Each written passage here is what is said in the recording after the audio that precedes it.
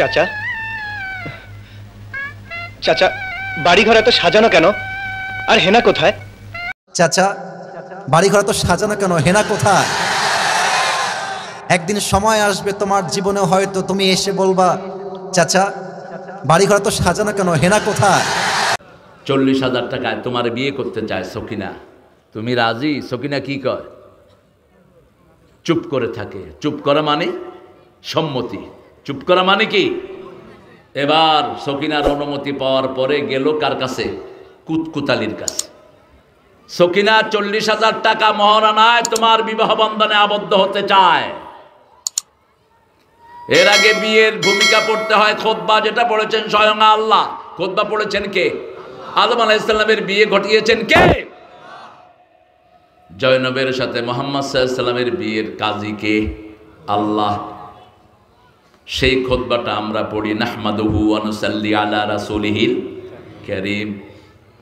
খুতবা পড়ার পর তাকওয়ার আয়াতগুলো আমরা পড়ি। প্রথম পড়ি সূরা নেসার প্রথম আয়াত, কারণ নেসা মানে বউ, নেসা মানে বিবি, নেসা মানে কি? মহিলা। মহিলাদের প্রথম আয়াত বিয়েতে পড়ছি আমরা। তারপরে যখন ছেলে বলে কুব্বত, কুতকুতালি, মুখে রুমাল দিয়ে বসা, কবুল, কি হইল? বিয়ে হয়ে গেল। প্রথম কবুল করলো কি? মোহরানা। প্রথম কি? 40,000 টাকা মোহরানা, তারপরে সকিনা। ঠিকটা বা ঠিক? তো মোহরানা দিলি না, বিয়ে হইল কেমনে? মিশা কথা। কি কথা? মিশা কথা। রাসূল বলছেন লোহার আংটি দিয়ে হলেও মোহরানা দাও, অথবা যদি সূরা কেরাত পারো সেগুলো তোমার বিবিকে শিখাও। আমরা আজকে ওয়াদা করব, যারা বিবির থেকে যৌতুক খেয়েছি ফেরত দেব, বিবির পায়ে পড়ে মাপ চাইব। কারণ জাহান্নাম বড় ভয়াবহ জায়গা, একবার যে ঢুকবে তার জীবন শেষ। ঠিক তবে ঠিক? এত কঠিন জায়গা পৃথিবীতে একটাও। এই জ্যাকেটালা, এই মূর্খটা হাঁটে গেল, হাতে ধরে বসায় দাও। কদম আলী কোথায়কার? আছে কিছু শয়তানে কয় উঠ, একটু বিড়ি টাই না যা। এখান থেকে গিয়া দেখবেন যে ওখানে বিড়ি ধরেছে, এই যে এটার পিছনে গেলেই পাইবেন। ওয়াদা পূরণ করতে হবে। আউফু বিল উকুদ। রাসূল বলছেন 4টা কাজ যার মধ্যে পুরাপুরি থাকবে সে পূর্ণাঙ্গ মুনাফিক। কয়টা কাজ? 4টা কাজ। ইযা কাযাবা ইযা হাদাসা কাযাবা, যখন কথা বলবে মিথ্যা বলবে। কি বলবে? ইযা উতমিনা খানা, ইযা ওয়াদা খালাফা, যখন আমানত রাখা হবে খেয়ানত করবে।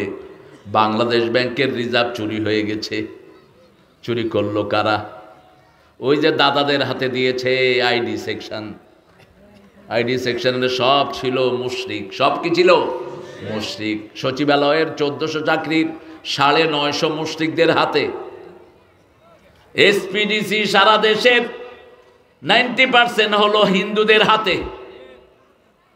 মাত্র 80 লাখ 70 লাখ হিন্দু বাংলাদেশ কন্ট্রোল করেছে। হিন্দু হলেই তার প্রমোশন। কথা কন না কে?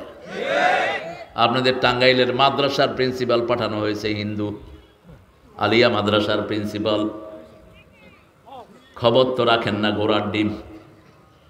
শিক্ষা বোর্ড করা হয়েছে প্রাইমারির, হাই স্কুল পর্যন্ত একজনও মুসলমান ছিল না। যেই কয়জন ডাকছে সব ছিল রাধাকৃষ্ণ, হিন্দু। এরা রাসূলের জীবনে বাদ দিয়ে রামের জীবনে ঢুকেছে। কি আশা করেন? মাদ্রাসা বোর্ডের চেয়ারম্যান কি? কি এখন কোথায়? জুলুমের একটা সীমা থাকা দরকার। যেমন হত্যা তেমন গুম, তেমন মানুষের উপর জুলুম। ঠিক না বেঠিক?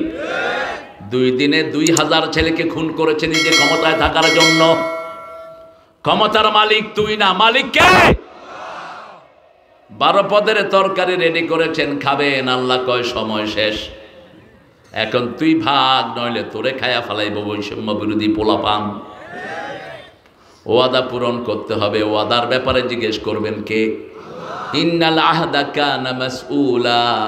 আল্লাহ বলছেন যে কোনো ওয়াদা যে করবে ওটার ব্যাপারে প্রশ্ন করবেন কে? আপনি ওয়াদা করেছেন আপনার বিবির সব পূরণ করবেন। কবুল মানি সব কবুল। তার সোনোয়াল, তার টাকা পয়সা যা কিছু সব আপনি কবুল করলেন, ঠিক না ঠিক? যেমন আমরা যারা কালেমা পড়েছি এই 30 পারা কোরআন আমরা কবুল করলাম, ঠিক না ঠিক? আমরা পড়েছি লা ইলাহা লা ইলাহা ইল্লাল্লাহু মুহাম্মাদুর রাসূলুল্লাহ সাল্লাল্লাহু। এখন যদি আপনি কোন আমি নামাজ পড়ুম না, আমি যাকাত দেবো না, আমি সুদ খামো, আমি ঘুষ দেবো, আপনি কোরআনের বিরোধী হলেন, আপনার মধ্যে ঈমান থাকলো না, আপনি নামাজ পড়বেন না, ঈমান বিদায়। জোহর পড়েন না, এখন যদি মারা যান মৃত্যুর পরে ফেরাউনের সাথে সাক্ষাৎ হবে, নমরুদের সাথে সাক্ষাৎ হবে। আর যদি নামাজ পড়েন রাসূলের সাথে সাক্ষাৎ হওয়ার সম্ভাবনা আছে। নামাজ পড়বেন তো? কয় ওয়াক্ত? কোথায়? মসজিদ আসেনি? শহরে তো পুরোটাই মসজিদ। এই মাটি ছিল সবচেয়ে বড় মসজিদ, আলহামদুলিল্লাহ। চরে আমার কপাল হয় নাই, আমি কোনো রাত চরে থাকতে পারি নাই। ওই যে খের আছে না, খের খের কয় তো, আরে কি কয়, এই খের যে কি গরম, জাপানি কম্বল এটার কাছে ফেল। আমার মনে আছে বহু আগে, আমি খুব ছোট্ট, ওই খেরের ভিতরে শুয়েছিলাম আমি এখানে গিয়ে। আমি বলছি যে খের দিয়ে সবাই কেন ল্যাপটপ বানায় না, ভিতরে খের দিলে দেখবেন কি আরাম। কিন্তু ব্যারাম আছে একটা, একটু যদি মেসের কাডি পায় মাশাআল্লাহ, এমন জ্বলা জ্বলবে যে হুইছে হের 14 গোষ্ঠী জ্বালায়া শেষ করবে। এই খের কি আরাম, কি নির্মল পরিবেশ, বাতাস সুন্দর, মাছ সুন্দর, পানি সুন্দর, খাওয়া সুন্দর, শুধু যাতায়াতে একটু অসুবিধা। তাও মোটরসাইকেল হয়ে এখন ভালো হয়ে গেছে। কি সুন্দর জায়গায় আপনারা থাকেন। আপনারা আল্লাহর ওয়াদা পূরণ করবেন। প্রথম ওয়াদা আমরা করেছি, ইবাদত করব কার? প্রতিদিন 5 বার ওয়াদা করি, ইয়্যাকা না'বুদু ওয়া ইয়্যাকা, হে আল্লাহ আপনার ইবাদত করব, আপনার কাছে ভিক্ষা চাইব। ভিক্ষা কোনো পীরের কাছে চাইব না, কেউ ফিরে না খালি হাতে। এই কথাটা হৃদয় থেকে মুছে ফেলেন। এই কথাটা যে বলবে তার সব আমল বরবাদ করে দিবেন কে? আল্লাহ। বয় তোর খাজারে তো আমি দিয়েছি, তুই খাজার কাছে চাইলি কেন? নানারে উঠায় দেন, যে ঘুমাচ্ছে নানা। কি নানা? হ্যাঁ নানা, হ্যাঁ আপনাদের ঘুম আসতেছে না? চলেন ঘুমাই একসাথে। ইবাদত করবেন তো আল্লাহ। ইবাদতের মাথা হলো নামাজ। ইবাদতের মাথা কি? সূরা তাহা আল্লাহ বলছেন, ইন্নানি আনাল্লাহু লা ইলাহা ইল্লা আনা ফা'বুদনি ওয়া আকিমিস সালাতা লিযিকরি। নিশ্চয়ই আমি তোমার আল্লাহ, আমি ছাড়া তোমার কোনো ইলাহ। আমার ইবাদত করো। আমরা বললাম কি ইবাদত? আল্লাহ বলেন আকিমিস সালাতা লিযিকরি, আমার ইবাদত করো, তাহলে আমার জিকির প্রতিষ্ঠা হয়ে যাবে। আমরা বললাম কোন পর্যন্ত ইবাদত? আল্লাহ রাব্বুল আলামিন সূরা হিজরের ভিতরে বলছেন, শেষ আয়াতে 93, উ'বুদ রাব্বাকা হাত্তা ইয়াতিয়াকাল ইয়াকিন, যতক্ষণ পর্যন্ত নিঃশ্বাস থাকে ইবাদত করতে হবে কার? এরপরে আমরা জিজ্ঞেস করলাম আল্লাহ রাব্বুল আলামিন এই ইবাদত কোন সময় থেকে কোন সময় করতে হবে? আল্লাহ বলছেন সূরা জারিয়াতের 56, আমা খালাকাতুল জিন্না ওয়াল ইনসা ইল্লা লিয়াবুদুন। ইবাদতের জন্যই তোমাদেরকে সৃষ্টি করেছি। জন্মের পর থেকে ইবাদত, ঠিক না ঠিক? জন্মের পরে শিশুটার মুখে মিষ্টি দাও ইবাদত, শিশুটাকে পবিত্র করা ইবাদত, এক কানে আজান দাও আর এক কানে ইকামত দাও, এটা কি? কথা কন না কেন? ইবাদত তাকে শুনিয়ে দাও, এক আল্লাহর ইবাদত সে করবে, ঠিক না ঠিক? বলতে হবে আল্লাহু আকবার, নাকি বলবেন জয়? জয় বলবেন? জয় বলবে ওরা যারা মূর্তির পূজারী, আর আমরা বলবো আল্লাহু আকবার, ঠিক না ঠিক? আপনি শুনিয়ে দিলেন দুনিয়াতে আসছেন কার ইবাদতের জন্য? আল্লাহর চেয়ে বড় আর কেউ। এখন ছেলেটা আস্তে আস্তে যখন বড় হয়, কথা শিখে আপনি তার মুখে ধরিয়ে দেন লা ইলাহা ইল্লাল্লাহ, লা ইলাহা। এরপরে সে আস্তে আস্তে আব্বাকে ডাকবে, আব্বা আল্লাহ, দুটা পাশাপাশি শব্দ, ঠিক না ঠিক? আল্লাহর পরে আব্বার মর্যাদা দান করেছেন কে? আল্লাহ বলছেন, ও বান্দা শুন, আমার ইবাদত করবি, পিতামাতার প্রতি ইহসান করবি। আমার ইবাদত করবি, পিতামাতার প্রতি যদি ইহসান না থাকে ইবাদত কবুল হবে না। وَقَضَى رَبُّكَ أَلَّا تَعْبُدُوا إِلَّا إِيَّاهُ وَبِالْوَالِدَيْنِ إِحْسَانًا। রবের পক্ষ থেকে সিদ্ধান্ত হয়েছে ইবাদত করতে হবে কার? ইহসান করব পিতা মাতার জন্য। ইহসান কাকে বলে? ইহসানের প্রথম কাজ হলো পিতামাতাকে বৃদ্ধাশ্রমে পৌঁছানো যাবে না। ইম্মা ইয়াবলুগান্না আহাদাহুমাল কিবার আও কিলাহুমা ফালা তাকুল লাহুমা উফ। এমন জায়গায় নেওয়া যাবে না যেখানে পিতামাতা উফ করে। বৃদ্ধাশ্রমে গেছেন কেউ? জান নেই? আল্লাহ না নেক বলে না আমিন। আমি গেছি দেখার জন্য, সাভারে আছে কিছু। প্রথম বৃদ্ধাশ্রম দেখি আমি দেশের বাহিরে, ইউরোপ। দেখি যে এক জানালার ভিতরে 15-20 জন বুড়ো এরকম খাড়া রয়েছে। আমি কইলাম, কি রে, বুড়া বুড়ির এতিমখানা নাকি? এত বুড়া এখানে কেন? নেমে গেলাম, বললাম, what the hell you doing old people? এই আপনারা বুড়ারা সব এখানে কি করেন? You don't know, this is old man house. বুড়া বুড়ির এতিমখানা, বৃদ্ধাশ্রম। ছেলে আমার মস্ত বড় মস্ত অফিসার, মস্ত ফ্ল্যাটে যায় না দেখা এপার ওপার। শুনছেন না? অনেক সম্ভ্রম, আমার ঠিকানা তাই বৃদ্ধাশ্রম না। ইসলাম বলেছে বৃদ্ধাশ্রমে পিতামাতাকে পাঠাবি না। বৃদ্ধ হয়ে যাবে, দুইজনের একজন উফ বলে এমন জায়গায় নিবি না, নিজেও উফ করবি না। উফ শোনার জন্য পিতামাতার পাশেই থাকবি। পাশে না থাকলে উফ শুনবেন না। আল্লাহর শব্দ কত মারাত্মক, কত কম্প্রিহেন্সিভ, কত গভীর। লা তাকুল লাহুমা উফ ওয়ালা তানহারহুমা। ঝিড়কি দিয়ে কথা বলবা না, চোখ গরম করে মাথা ঝাঁকি দিয়ে কথা বলবা না। কার কথা? সুন্নত না নফল? জোরে বলেন। ফরজ। কি ফরজ? আল্লাহ হুকুম করছেন, লা তাকুল লাহুমা উফ। পিতামাতার জন্য উফ শব্দ যেন মুখে না আসে। তোমাকে শিশুকালে লালন পালন করেছে, কোনো সময় উফ বলে নেই। তোমাকে আদর করেছে, সোহাগ করেছে। পিতামাতা আদর না করলে তুমি বড়ই হতা না। ঠিক না? ঠিক। লা তানহারহুমা ওয়া কুল লাহুমা কাওলান কারীমা। কারীম শব্দটি কোরআনের জন্য আল্লাহ ব্যবহার করেছেন। ইন্নাহু লাকুরআনুন কারীমুন ফি লাওহিন ফি কিতাবিম মাকনুন। সূরা ওয়াকিয়ার ভিতরে আল্লাহ বলছেন এটা কোরআন কারীম, এটাকে আমি গোপন রেখে দিয়েছি। আল্লাহু আকবার।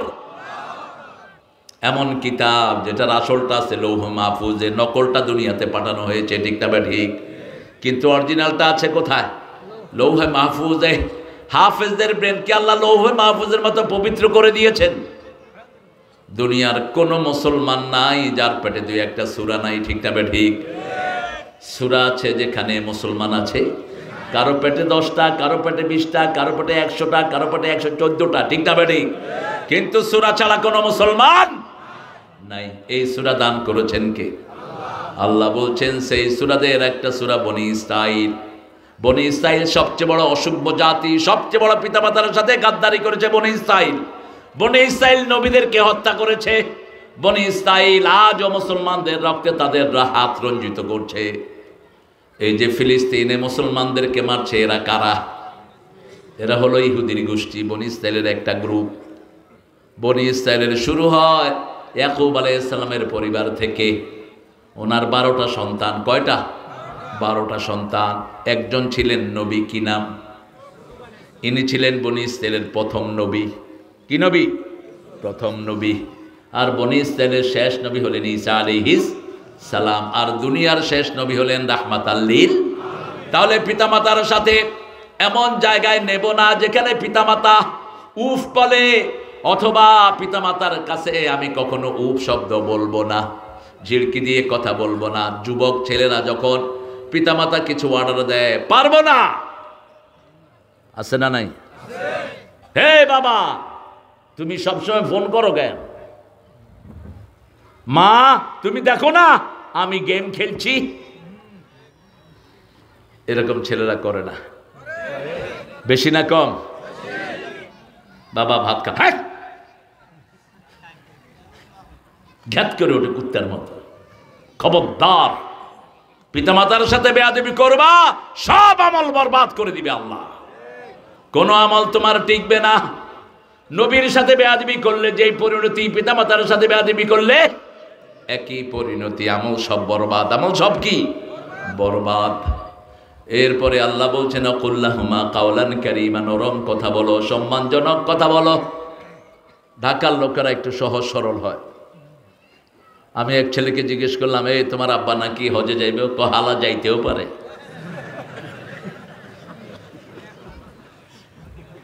মানে ওরা যে হালা কয় ওরা বুঝেও না। কইলাম তোর বাপেরে তুই কি কইলি? কয় হালা শয়তান আছে যাইবারও পারে। এখন শয়তান লাগাইছে। কইলাম হজ করছিনি? হজ তো করছে, এখন বড় শয়তান রয়েছে হজের থেকে। আমি কইলাম বড় শয়তান আনছে মানে? কয় আগে তো ছোট শয়তান বাপ ফালার লগে থাকতো, এখন বড়টারে রয়েছে। কি কজ বেটা? কয় আগে বাংলা ফিল্ম দেখতে, এখন ইংলিশ ফিল্ম দেখ। আপনি পিতামাতার জন্য কোনো অসম্মানজনক শব্দ মুখে আনা জায়েজ? ইমাম বুখারী বলছেন আদাবুল মুফরাদের ভিতরে, পিতামাতার নাম মুখে আনবা না, যদি আনতে হয় হাজার সম্মানজনক শব্দ লাগিয়ে তারপরে বলবো উনি আমার সম্মানিত পিতা। তারপরে আনবা করিম। করিম শব্দটির অর্থ হলো সম্মানজনক। করিম শব্দের অর্থটি হলো নরম, নরম ভাষা বলবা। জি আব্বা আপনি কি চাচ্ছেন বলেন আব্বা, আমি শুনছি বাবা। বাবা বাবা, মা মা, আমি শুনছি মা। মধুর আমার মায়ের হাসি চাঁদের মুখে ঝরে, মাকে মনে পড়ে আমার, মাকে মনে পড়ে। প্রদীপ হয়ে মোর শিয়রে কে জেগে রয় দুঃখের ঘরে, সেই তো আমার মা, সেই তো আমার মা। বিশ্বভুবন মাঝে তাহার নেই কো তুলনা। মা বাপের ঋণ শোধ করতে পারবেন? পারবেন কেউ? জুতা বানায় দিলে বুকের চামড়া দিয়ে ঋণ শোধ হবে না। একজন সাহাবী ইয়েমেন থেকে মারে ঘাড়ে করে এনে হজ করিয়েছেন, ওমরা করিয়েছেন, তোয়াফ করিয়েছেন। মা তার ঘাড়ে। রাসূলের কাছে গিয়ে বলছেন ইয়া রাসূলুল্লাহ, মায়ের কোনো হক কি আমি আদায় করতে পেরেছি নাকি? রাসূল তাকিয়ে বললেন, ওই যে দুধ পান করিয়েছে, এক ঢোক দুধের হকও আদায় হয় নাই। একজন মা একটা ছেলেকে 36 মণ দুধ পান করায়, প্রতিদিন 2 লিটার খায়। কয় লিটার? কথা বলেন না কেন? প্রতিদিন 2 লিটার, 2 বছর দুধ পান করায়। এই মায়ের পেটে হাজার হাজার বার লাথি মারে এই শিশুটা দুনিয়াতে আসার আগে, কিন্তু মা কখনো তার উপর বিরক্ত হয় না। আর এই মায়ের যত কষ্টের জিনিস সব যোগান দেয় বাবা। কে যোগান দেয়? বাবা। এই জন্য আল্লাহ বলছেন আমার পরেই পিতামাতার মর্যাদা, আমার পরেই পিতামাতার খেদমত। আমার নামাজ পড়বি, আমার সেজদা দিবি, আর পিতামাতার পায়ের কাছে পড়ে থাকবি। অকুল্লাহুমা কাওলান কারীমা, এখানে আল্লাহ খাদ্য দেন নেই। অকফিজ লাহুমা জানাহাযুল মিনার রাহমাহ, রহমতের 2টা ডানা পিতামাতার জন্য বিছিয়ে দাও। রহমতের ডানা হলো তোমার শক্তি, তোমার সামর্থ্য, তোমার টাকা পয়সা। রহমতের ডানা হলো তোমার বিবি, রহমতের ডানা তোমার ছেলে মেয়ে, রহমতের ডানা তোমার কাজের লোক। সব পিতামাতার জন্য দাও। আমরা বললাম কার জন্য আগে খরচ করব? আল্লাহ বলছেন মা আনফাকতুম মিন খাইরিন ফালিল ওয়ালিদাইন, সূরা বাকারা 115। মা আনফাকতুম মিন খাইরিন ফালিল ওয়ালিদাইন, whatever you gonna expend it for your daddy and for your parents. যা খরচ করবা কার জন্য? পিতামাতার জন্য। কোনো হিসাব নিবে না আল্লাহ, কোনো হিসাব নিবে না। আমরা বড় হওয়ার সময় বিনা হিসাবে খরচ করেছেন কে? পিতা এবং মাতা। পরীক্ষা দিবেন আপনি। গত পরশুদিন তার আগের রাতে আমি বাসায় ফিরলাম। আমার দারোয়ান আছে একটা নওগাঁর, জিনিসগুলো উঠিয়ে দেয় লিফটে, এসে আমার সামনে দাঁড়িয়ে আছে, চোখে পানি। এলো, তুই কাঁদস কেন? কয় স্যার, ছেলেটা এমএ পরীক্ষা দিবে, ফর্ম ফিল আপের পয়সা নাই। বাপ কাঁদছে, দারোয়ানের চাকরিতে পায় 12,000, ছেলেটা পরীক্ষা দিবে ফর্ম ফিল আপের। এরকম অসংখ্য বাবা আছে না নাই? আছে না নাই? কত মা নিভৃতে কাঁদছে। আমরা এদের দাম দিলাম না। দোয়ার জন্য কোন পীরের কাছে ধরে? তোর সারা পৃথিবীর পীর একসাথে হয়েও মায়ের পায়ের ধুলার সমান হবে না। কিসের পীরের কাছে দৌড়াস? সারা দুনিয়ার আলেম একখানে দোয়া করলো, বাবা মাথায় হাত দিয়ে বলবো আল্লাহ বাঁচিয়ে রাখো, কাজটা কবুল হবে। রাসূল যখনই পিতা মাতার কথা শুনতেন অঝরে কাঁদতেন, অঝরে কাঁদতেন। বিদায় হজ, রাসূল সাল্লাল্লাহু আলাইহি ওয়াসাল্লাম আসবেন, হজ একবারই করেছেন তিনি। আল্লাহর কাছে অনুমতি চাইলেন, আমার মা বোয়া নামক জায়গায় শোয়া, আমি একটু মাকে দেখতে যাব। আল্লাহ বললেন যাও। 10,000 সাহাবী পিছনে। রাসূল বলছেন তোমরা কেউ কাঁদবা না, আমি আমার মায়ের কবরটা দেখে আসি। কবরের পাশে গিয়ে দাঁড়িয়ে রাসূল কাঁদা শুরু করলেন। 10,000 সাহাবী কাঁদছেন। রাসূল বলছেন তোমরা কাঁদো কেন? সাহাবীরা বলছেন আপনার চোখে পানি দেখলে আমরা চোখ শুকনা রাখতে পারি না। রাসূল বলছেন ওয়াজাদাতনি রাহমাতুহা ফাবাকাই, আমার মায়ের সেই ছোটবেলার আদর আমার মনে পড়েছে, সেই জন্য আমি কাঁদছি। কিভাবে পিতামাতার ঋণ শোধ করবেন? পিতামাতাকে হারিয়েছেন, বেয়াদবি করে কবরে ঢুকিয়েছেন। এখন দিন রাত পড়তে থাকেন রব্বির হামহুমা কামা রাব্বায়ানি সগীরা। পড়েন রব্বির হামহুমা কামা রাব্বায়ানি সগীরা। একজন সাহাবী এসে বলছেন ইয়া রাসূলুল্লাহ, আমার পিতামাতার কবর দেখি অন্ধকার। রাসূল বলছেন তুমি বোধহয় পিতামাতার জন্য দোয়া করো না। সাহাবী দোয়া শুরু করলেন, রব্বির হামহুমা, পড়েন রব্বির হামহুমা, অথবা বাংলা পড়েন আব্বা আম্মা দুইজনকে আপনি জান্নাত দেন, আব্বা আম্মা দুইজনের উপর রহম করেন। কিছুদিন পরে সাহাবী এসে বলছেন ইয়া রাসূলুল্লাহ, আমি দেখি আমার আব্বা আম্মার কবর আলোয় আলোকময়। রাসূল বলছেন প্রতিটি দোয়াতে পিতামাতার কবরে একটা নূরের বাতি আল্লাহ জ্বালায়া দেয়। চলাফেরা করবেন রাস্তায় আর বলেন আল্লাহ আব্বাকে মাফ করে দেন, আম্মাকে মাফ করে দেন, আব্বাকে মাফ করে দেন, আম্মাকে মাফ করে দেন। কারণ পিতামাতা যদি না হতো আমরা দুনিয়ার মুখ দেখতে পারতাম। ও গো মা তুমি এ ধরনের শ্রেষ্ঠ নেয়ামত, তোমারই পদ তলে রয়েছে জান্নাত। সাহাবীদের মধ্যে সবচেয়ে ব্রেনি ছেলে না মেয়ে? বলেন। রাসূলের হাদিস সবচেয়ে বেশি ধারণ করেছেন ছেলে না মেয়ে? মেয়ে। নাম কি? কে নাম? আয়েশা, মা আয়েশা রাদিয়াল্লাহু। রাসূলের 7 জনের মুফতির একটা বোর্ড ছিল। কয়জন? এই 7 মুফতির শ্রেষ্ঠ মুফতি ছিলেন মা আয়েশা, আর সবাই ওনার ছাত্র। সাহাবায়ে কেরাম বলছেন আপনি এত জ্ঞান কবে অর্জন করলেন? তিনি বলতেন যেটা আমি একবার শুনতাম মা নাসিতু কাত, একবার শুনেছি আর ভুলে যাই নেই। রাসূল কোরআন তেলাওয়াত করেছেন, আমি সব মুখস্থ করে ফেলেছি। জান্নাতি ঠিকানা ইসলামিক চ্যানেল, বেলকুসি, সিরাজগঞ্জ। আপনার প্রিয় বক্তার মহাগ্রন্থ আল কুরআনের আলোচনা শুনুন।